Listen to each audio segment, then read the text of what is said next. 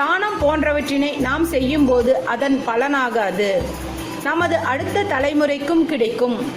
ஒவ்வொரு தானத்திற்கு கிடைக்கும் பலன்களானது மாறுபடுகிறது. அவ்வாறு மாறுபடும் சித்தர்கள் கூறிய பலன்களை பற்றித்தான் நாம் இப்பொழுது பார்க்க போகிறோம். அன்னதானம் செய்தால் 3 தலைமுறைக்கு புண்ணியம் கிடைக்கும். பித்ருக்களுக்கு உதவினால் 6 தலைமுறைக்கு புண்ணியம் சேரும். அனாதையாக இறந்தவர்களுக்கு அன்னிமகிரியை செய்தால் 9 தலைமுறைக்கு புண்ணியம் கிட்டும். திருக்கோவிலில் தீபம் ஏற்றினால் 5 தலைமுறைக்கு புண்ணியம் சேருமாம். முன்னோர்களுக்கு திதி பூஜை செய்தால் 21 தலைமுறைக்கு புண்ணியம் கிடைக்குமாம். பசுவின் உயிரை காப்பது 14 தலைமுறைக்கு புண்ணியத்தை தரும்.